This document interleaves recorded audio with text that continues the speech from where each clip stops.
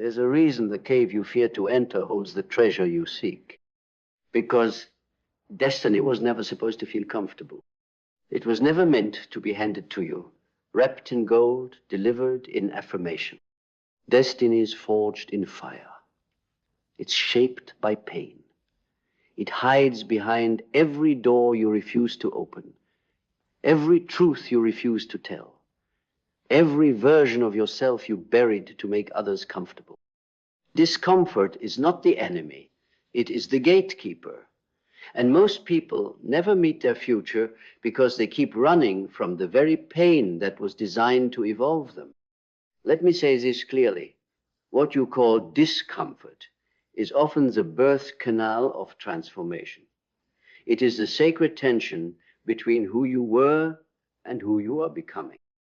And if you do not learn to lean into it, to breathe into it, to see it not as a curse, but as a calling, you will die, with your potential still locked inside of you. Carl Jung understood this when he said, there is no coming to consciousness without pain. Because the unconscious mind, the shadow self, will not release its grip until you are willing to face it, until you are willing to descend into the underworld of your psyche and confront the very parts of you you've spent your entire life avoiding. It's not the discomfort that breaks you. It's your resistance to it. Every time you avoid the hard conversation, you trade long-term freedom for short-term relief. Every time you delay your dream to please others, you build your future on betrayal. Every time you numb your truth with comfort, you sharpen the blade that will one day sever your spirit from your purpose. You are not tired. You are misaligned. You are not stuck. You are scared. You are not broken. You are resisting the next version of yourself. Because evolution always demands a death. The death of certainty. The death of ego. The death of the illusion that growth can be painless. This is what discomfort truly is. The evidence that you are alive, that you are growing, that you are not coasting through life on autopilot, sleepwalking in the safety of the familiar. But make no mistake, not all discomfort is created equal. There is the discomfort of staying the samurotting in a job you hate, a relationship you've outgrown, a body you neglect, a soul you silence. And then there is the discomfort of becoming sweating in the gym at 5 a.m., choking on vulnerability in a real conversation, walking into a room where no one knows your name, sitting in the silence of your own mind without distraction. One discomfort will destroy you. The other will deliver you. You must choose, because your destiny isn't found in ease. It's found in the tension between who you were and who you could be. And that tension is sacred. That's what the ancient mystics knew. That discomfort was not to be avoided but initiated. The rites of passage, the vision quests, the dark nights of the soul, they were not punishments. They were invitations, catalysts, spiritual pressure cookers designed to compress the coal of your character into the diamond of your destiny. You want freedom? Then stop worshiping your feelings. Stop making decisions based on what's comfortable. Start asking, what kind of pain am I willing to endure for the life I truly want? Because freedom is not the absence of pain. It's the ability to suffer well, to choose your struggle, to extract wisdom from wounds, to alchemize agony into awareness. The modern world wants you addicted to ease. It wants you medicated, distracted, scrolling, consuming anything but feeling.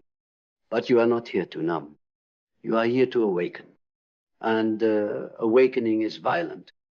It is a shattering of illusions, the betrayal of the old self, the annihilation of the comfort zone. But on the other side, clarity, conviction, power. Not the kind that comes from controlling others, but the kind that comes from mastering yourself. That's the power of discomfort. It reveals you to you. It strips away the masks. It burns the inessential. It shows you what you're really made of. Do you have the courage to be humbled, to fail in public, to admit you were wrong, to be seen fully, seen without the filters, the facades, the social armor? That's what discomfort demands, radical honesty. And from that honesty comes alignment. And from that alignment comes destiny. Not fate, destiny. There is a difference. Fate is passive. Destiny is forged. Fate happens to you. Destiny is summoned by you. And it only answers to those willing to walk through fire. So if you feel like you're breaking right now, good. It means you're in the forge. It means life is sculpting you for something greater. Do not pray for the fire to stop. Pray for the strength to endure it. Because this moment is uncomfortable, agonizing, confusing. Moment is the threshold. It is the portal through which your future self is born. Step through it and don't look back. There is no return for those who have seen what lies on the other side of avoidance. Once you taste the purity of progress earned through pain, comfort begins to rot in your mouth. The old pleasures, the half-hearted applause, the predictable praise, the distractions you once clung to like lifeboats begin to reek of decay. You start to understand most of the world isn't afraid of discomfort. They're addicted to mediocrity. They'll tell you you've changed. They'll say you've become distant, cold, obsessive. But what they really mean is you stopped pretending. You stopped nodding to lies just to keep the peace. You stopped shrinking to fit the mold they carved from their own fear. You stopped apologizing for demanding more from life, from others, and most importantly, from yourself. And they don't know how to handle that, because every step you take toward your potential forces them to confront the distance between who they are and who they could have been. But you're not responsible for their awakening. You're responsible for your own. This is where discipline becomes your compass. Because when the storms rage, when the path is lonely, when doubt wraps around your ankles like chains, discipline is the blade that cuts you free. Discipline isn't punishment, it's devotion. It's not rigidity, it's reverence. It is the sacred ritual of choosing your destiny over your distractions, of acting not from emotion but from vision, of doing what must be done, especially when you least feel like doing it. And here's the paradox. Most people never grasp. Freedom is only found through discipline. You think skipping the gym is freedom? That's a lie. You think avoiding the hard conversation is peace? Another lie. You think numbing your feelings is protection? That's the biggest lie of all. True freedom is waking up with energy, clarity, and purpose. It's moving through life without the hangover of regret. It's looking at yourself in the mirror and saying, I trust you. And that kind of freedom can only be bought through discomfort, through the 5 a.m. wake-ups, the delayed gratification, the lonely nights, the unsexy reps, the inner work, the radical responsibility. It's not glamorous, but it's sacred. And it's rare. That's why most people never find it. Because they keep trying to skip the suffering, to get the crown without the cross, the wisdom without the wounds. But suffering is not the enemy. Suffering without meaning is. So give your suffering meaning. Turn it into momentum. Turn it into mastery. Turn it into a message so loud and clear that the next time life tries to break you, it hesitates. Because it remembers what you did with the last storm. You turned it into a sword. This is what Nietzsche meant when he said, he who has a why to live can bear almost anyhow.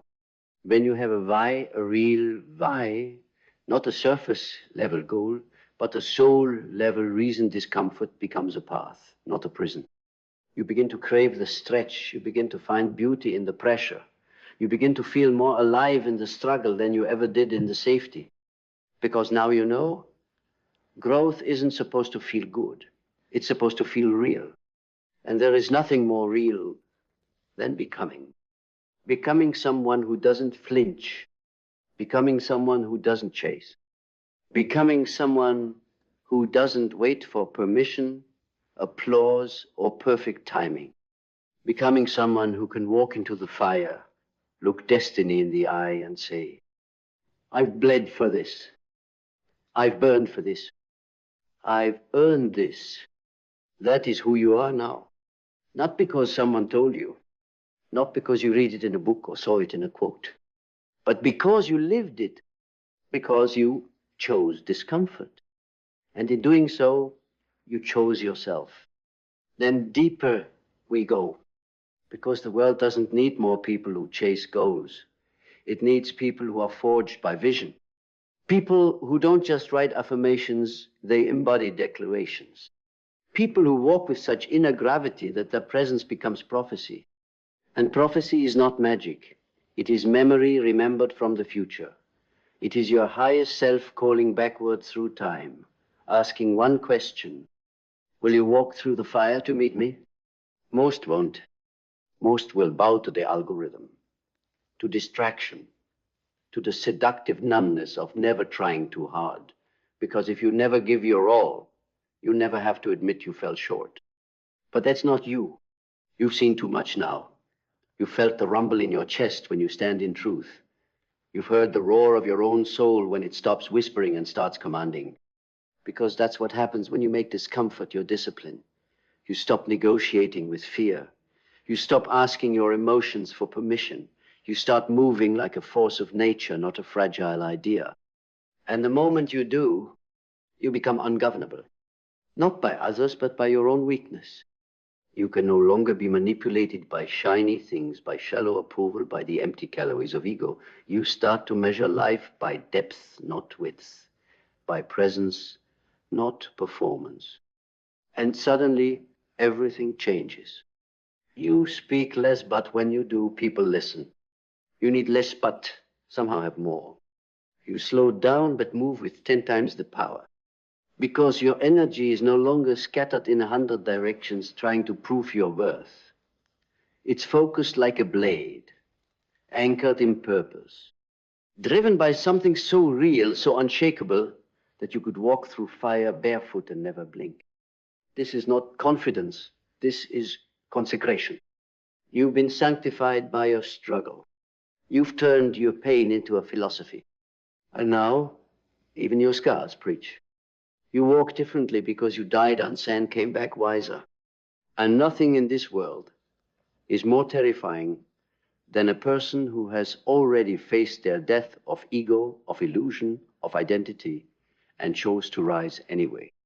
You are not chasing success anymore. You are becoming inevitable.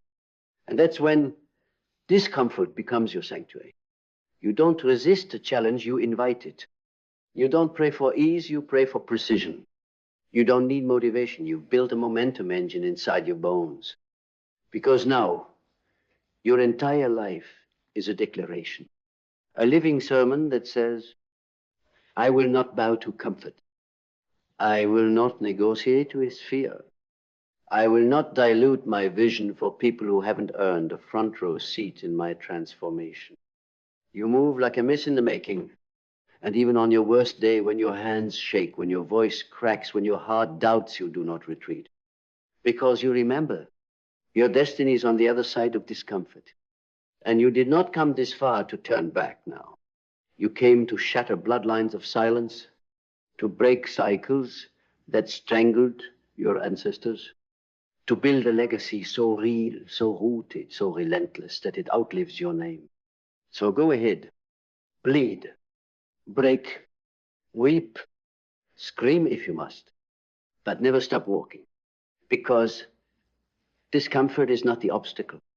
It is the oracle. And it's been waiting your whole life to speak. Then let the fire speak through you. Because when discomfort becomes familiar, fear becomes irrelevant. You stop asking for an easier path and start sharpening your steps. You realize the fire was never your enemy. It was your forge. It didn't come to destroy you. It came to show you what parts of you were flammable. Let them burn. Let the lies burn. Let the conditioning burn. Let every false layer of you that was built to please, perform, and conform turn to ash. You were not born to fit in. You were born to erupt. And that eruption, messy, raw, uncontrollably, is holy, because only in that chaos does the true you emerge. The one who doesn't wait, the one who doesn't flinch, the one who walks into rooms and doesn't need to prove a thing because the work is written in the weight of their silence. This is where sovereignty begins. When you stop needing life to make you feel safe, and you start moving like someone who is safe, not because nothing can hurt you, but because you've made peace with pain. You've sat with it, studied it, let it teach you its language. And now it works for you. Now it sharpens your instincts. Now it polishes your patience. Now it becomes the background music to your discipline. And from that place, this grounded, gritty, God-level stillness, you become lethal. Because you don't panic. You pivot. You don't react. You respond. You don't collapse when things fall apart. You reconstruct. Discomfort trained you for this. It taught you how to breathe underwater, how to make peace with pressure, how to wear uncertainty like armor. That's the superpower. That's the edge. Not talent, not charm, not status. It's your threshold for discomfort. The longer you can sit in the tension of becoming without numbing it, rushing it, or selling out, you win. Because discomfort always offers a deal. It says, numb this now, and I'll let you feel good for a little while.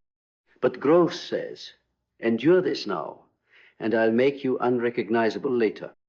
And that's what's happening to you. You are becoming unrecognizable to your old self, to the people who knew you only as a watered-down version, to the environments that demanded your silence. You're not angry. You're awake. You're not better than anyone. You're done shrinking for everyone.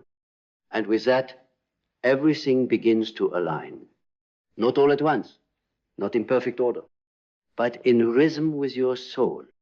And it all started the moment you stopped seeing discomfort as punishment and started seeing it as a sacred initiation.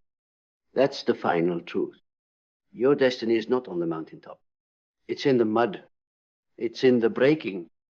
It's in the nights when your voice trembles and your hands bleed and your faith wavers, but you keep showing up. Because destiny doesn't belong to the gifted. It belongs to the gritty, to the ones who were willing to suffer beautifully, to endure silently, to transform privately and rise publicly with power in their step and prophecy in their bones. You are that one. You always were. Now walk, and don't you dare look back. Walk like you remember where you came from, but even more like you know where you're going, because destiny doesn't knock. It waits in silence, watching how you move when no one's watching how you carry yourself when the applause stops, watching how you talk to yourself when you fail, how you rise after you've bled, how you breathe when the air feels like knives. That's where it's decided. Not in the spotlight, but in the shadows.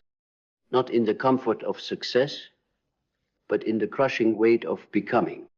You see, everyone wants to shine until they realize what light costs. It costs your illusions. It costs your distractions. It costs your attachment to the small version of you that they were comfortable with. It costs your ability to hide. And the question is, are you willing to pay?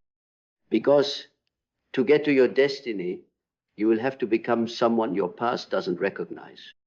You'll have to disappoint the crowd to honor your conscience. You'll have to say no to opportunities that don't align with your vision. You'll have to lose battles that don't matter to win wars that do. You'll have to become the villain in someone else's story just to remain the hero in your own. And yes, it will hurt. You will miss people who never really saw you. You will grieve the versions of you that kept the peace at the cost of your power. You will walk through seasons of silence so long you'll wonder if you were wrong to even try. But you weren't. You were being refined, tested, stretched, prepared for a throne that can't be inherited, it can only be earned. You don't find purpose. You forge it through 1,000 uncomfortable choices, through walking away when it would be easier to stay, through saying yes to things that terrify you and no to things that used to define you. That's what real growth feels like. Uncomfortable, inconvenient, undeniable. And once you've tasted that kind of power, the kind that comes from alignment, not approval, there's no going back. You stop looking for shortcuts. You stop chasing hacks. You stop asking for permission. You just become every day, every rep, every breath. You become the kind of person who doesn't need destiny handed to them because they build it. You become so focused, so locked in, so unshakably clear that life has no choice but to move out of your way. Obstacles become detours. Failures become fuel. Pain becomes poetry. You turn everything into something. And if you keep walking one step, one choice, one moment at a time, you will wake up one day in a life you can't believe you built. Not because it was easy, but because you refused to settle, because you learned to suffer well, because you made discomfort your compass and destiny your destination. And when people ask you how you did it, you won't have to explain. They'll feel it in your silence. They'll see it in your eyes. They'll know it in your presence, that you didn't just survive. You transcended. You didn't just hope. You became. So keep going, not because it's easy, but because it's true. And the truth, it was always this. Your destiny is not just on the other side of discomfort. It is born from it. Then let this be the final word, not a conclusion, but a commandment. Because you were not summoned to this life to watch others rise while you hesitate in the hallway of hesitation. You were not placed in this time, in this body, in this exact breath, to shrink beneath the weight of your own doubt. You were carved from the same eternal fire that built empires, crossed deserts, and rewrote the destiny of bloodlines. But fire, by its nature, is not still. It does not beg. It does not wait. It burns, and so must you. Burn through the fog of your former self. Burn through the echo chamber of doubt that has kept your greatness on mute. Burn through the illusion that something softer, easier, quieter will ever satisfy the ache in your soul. You are here now to do something that terrifies the world and honors the God in you. You are here to take everything they said was too much, too risky, too unrealistic, and make it non-negotiable. You are here to be hated if it means being whole, to be misunderstood if it means being real, to be alone if it means being aligned. And yes, it will cost you. It will cost you comfort. It will cost you community for a time. It will cost you the cheap piece of pretending to be less. But what you gain will silence every voice that ever told you to settle. Because one day when the smoke clears and your name is whispered not for who you followed, but for what you became, they will look at you not as someone who had luck or privilege or timing, but as someone who walked straight into the fire and came out with a crown. And they will ask you how you did it. And you will say, without flinching, I learned to stop fearing discomfort. I made it my sanctuary. I made it my scripture. I made it my sword. And in doing so, I became untouchable. This is not poetry. This is prophecy. This is not a mantra. This is a new law of self. A law that says you will never again abandon your highest self just to maintain someone else's comfort. That you will never again ask for permission to become someone they were too afraid to be. That you will never again bow to a past version of yourself, just because that version was more palatable to the masses. You are not them. You were never meant to be. You are not soft. You are sacred. You are not loud. You are legendary. You are not waiting.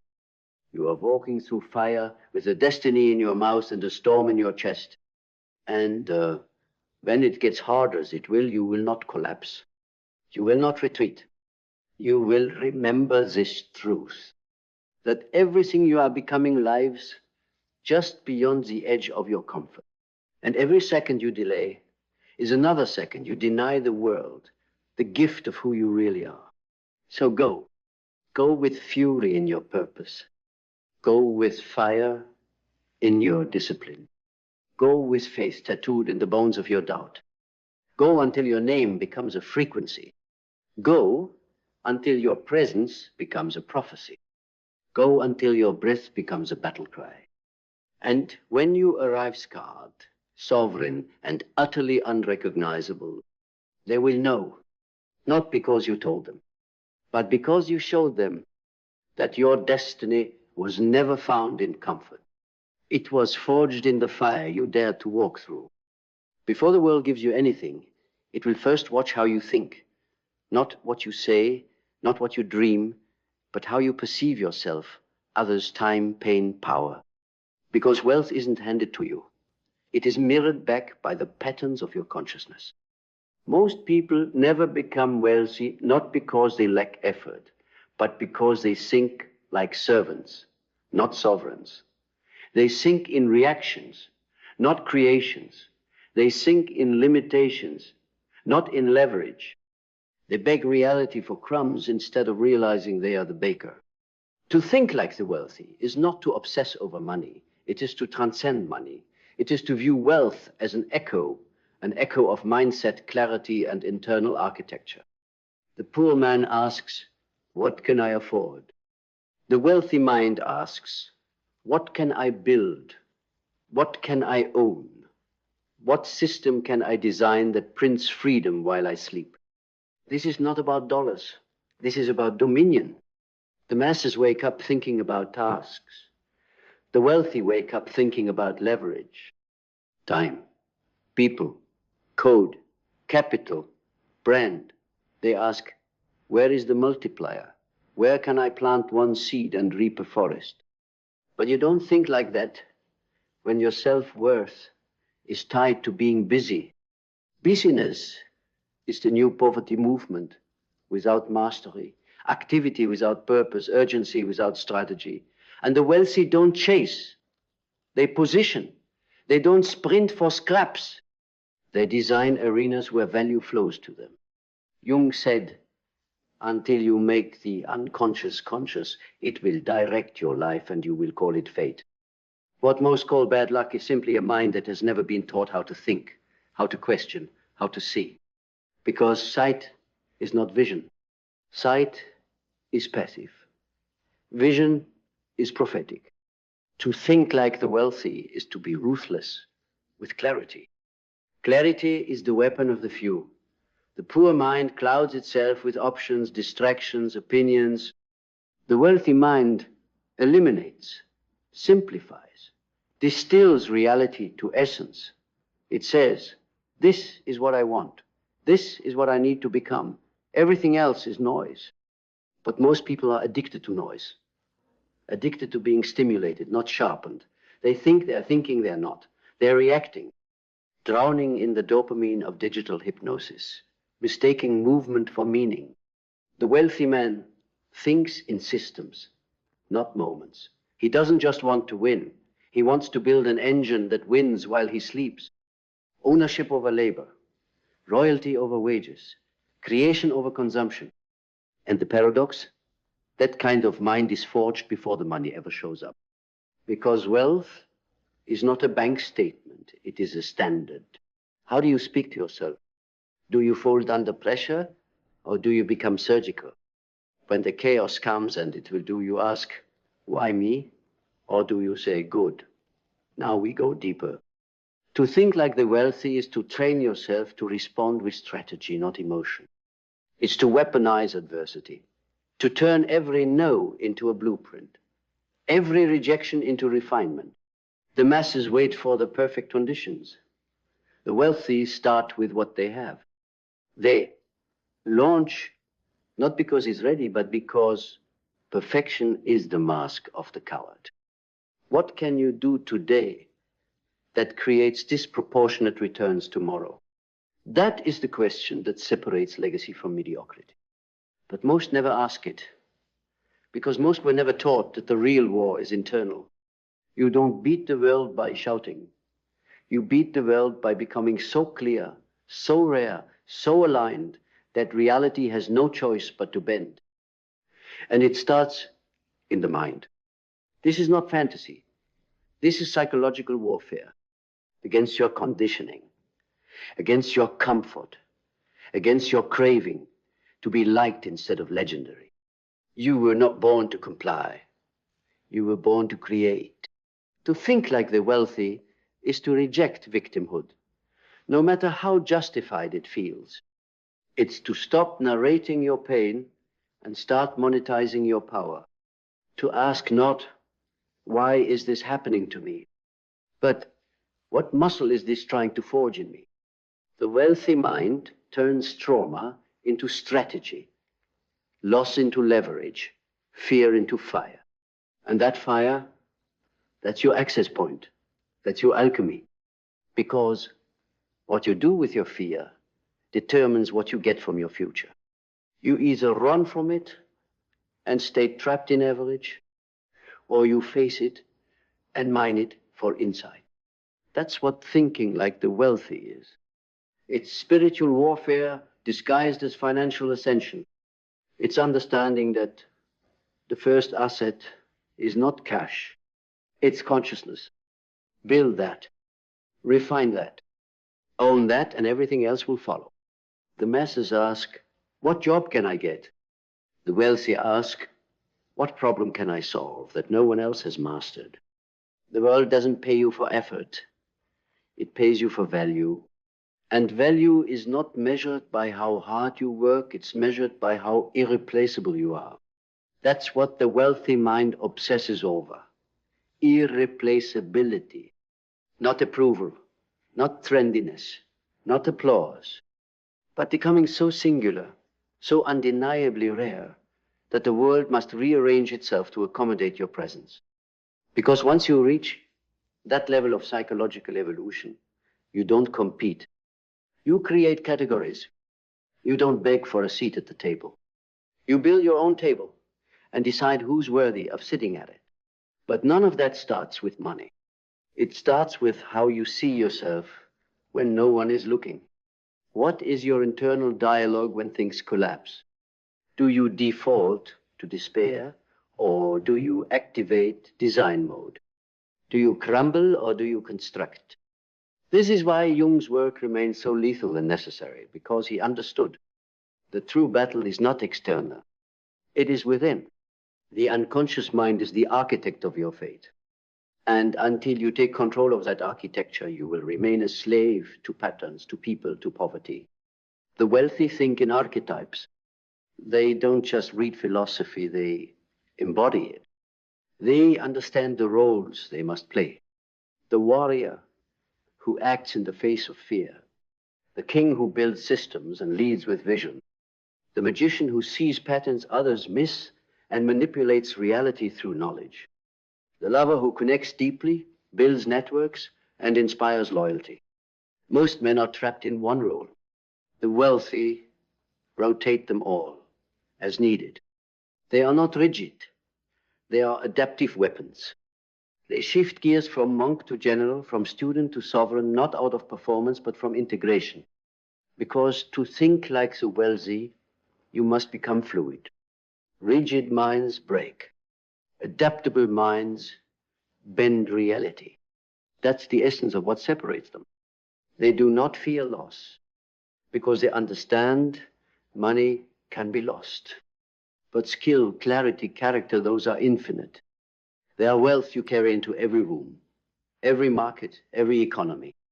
And this is where you must turn inward and ask yourself, what am I building inside me that no one can steal? Because if the answer is nothing, then you are already bankrupt no matter what's in your account. But if you're building discipline, if you're sharpening focus, if you're hardening your philosophy, then you are already wealthy. The world just hasn't caught up yet. It will. It always does. Because wealth, real wealth, is not a destination. It's a wavelength.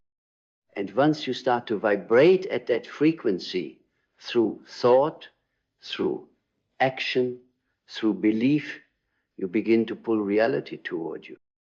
Not with force, but with gravity. And gravity doesn't shout. It simply is. That's what thinking like the wealthy gives you gravitational pull. You stop chasing, you start attracting, not by becoming louder, but by becoming heavier. Heavier in value, heavier in presence, heavier in truth. Most people live as leaves in the wind, drifting with trends, with gossip, with fear.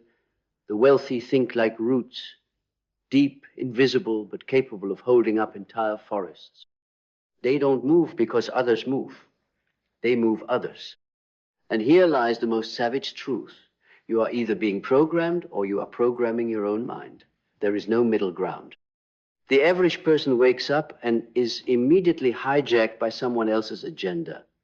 The news, social media, opinions, fear.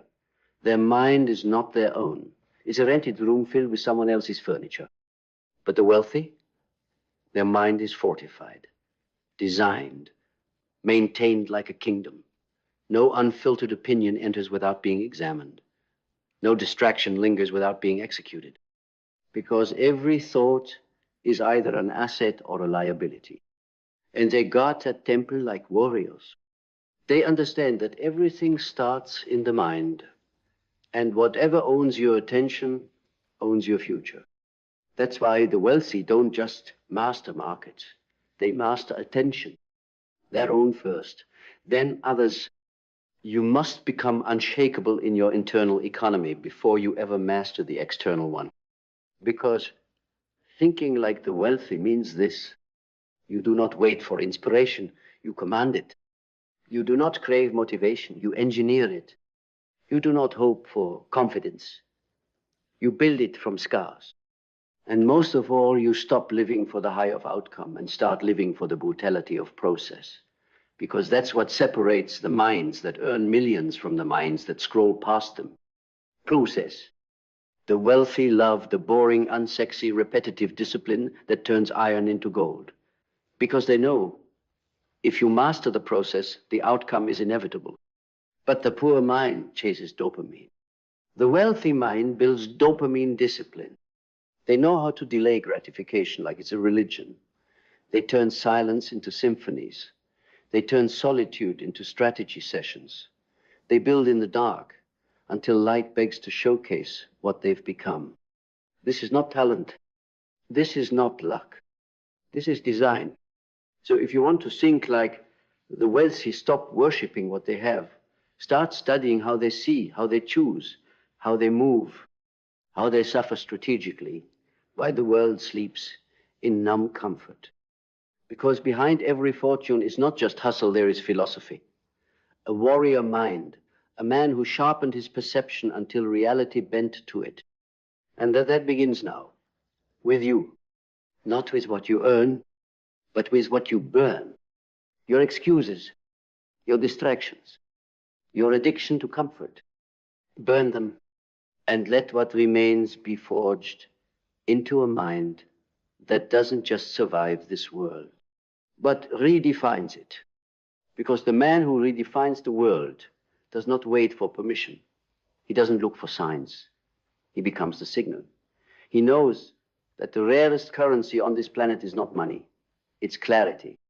Clarity in thought, clarity in movement, clarity in identity. And with that clarity, he slices through mediocrity like a blade through fog.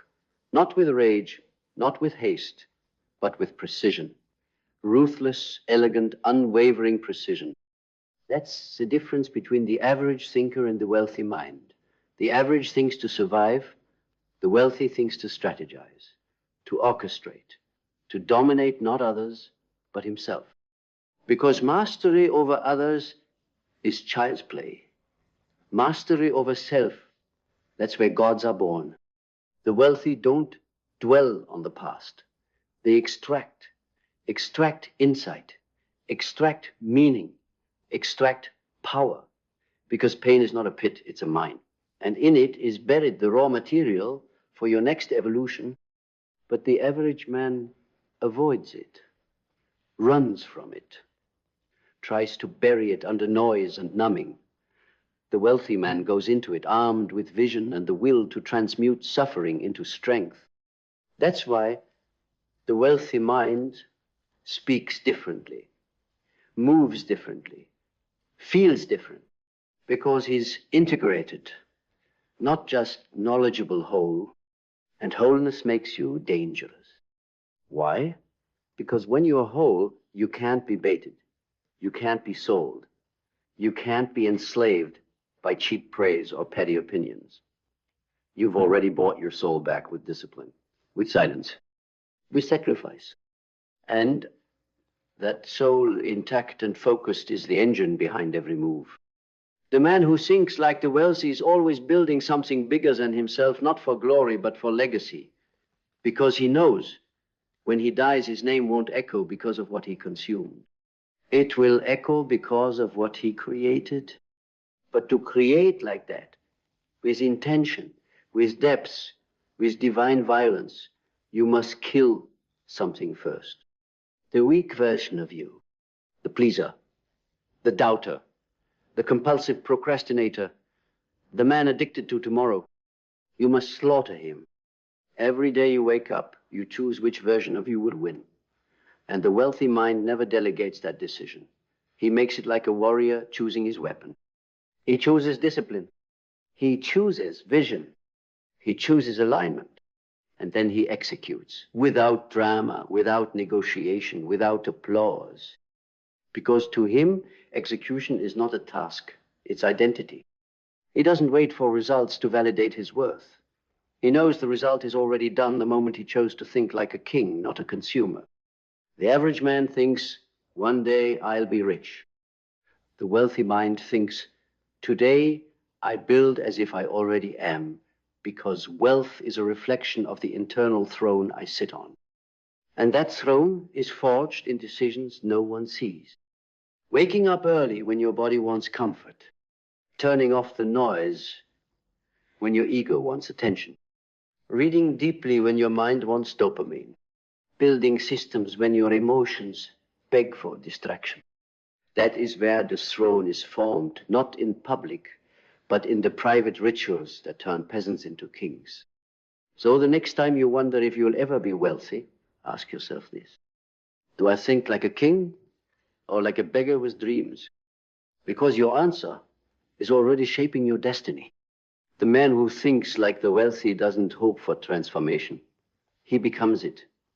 He doesn't fantasize about freedom. He structures it into his daily movements. His mind is no longer a place of dreams. It's a place of orders, precise, final, non-negotiable. He no longer says, I'll try. He says, this is who I am now. And then he acts in accordance ruthlessly, because he knows the brain does not respond to wishes. It responds to identity. You don't get what you want. You get what you believe you are. And belief is not affirmations on a mirror. It's the sum of the actions you take when no one's watching. It's the consistency of character under pressure. It's the quiet war inside that no one ever sees, but everyone feels in your presence. To think like the wealthy is to walk into a room and not need to prove anything, because your energy already speaks of conquest. Your stillness already reveals your depth. Your restraint already screams mastery.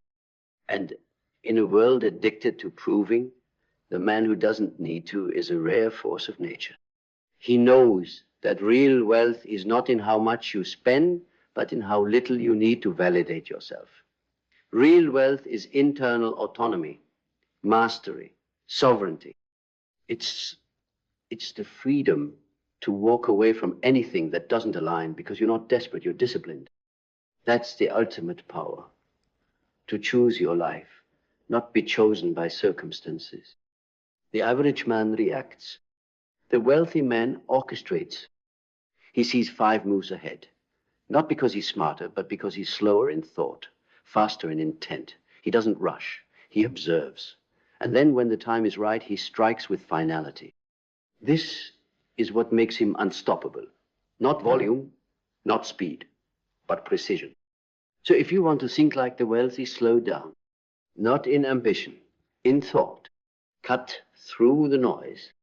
Question everything. Build from principles, not from pressure. Because when you move from timeless principles, you build things that outlast you. That's what legacy is. That's what wealth is. Not a Lamborghini, not a viral clip, not a follower count, but the impact of your thoughts made flesh. The way your mind changed the trajectory of others. The way your clarity created jobs, built systems, raised standards. The wealthy mind lives for that. For contribution over consumption. For immortality over indulgence. So let them mock you now. Let them laugh as you build in silence, as you reject the shortcuts, as you live like a monk in a world of addicts. Because when the tower is complete, when the world finally sees what you built, they will not remember your humble beginnings. They will remember the mind that dared to think different. They will remember you.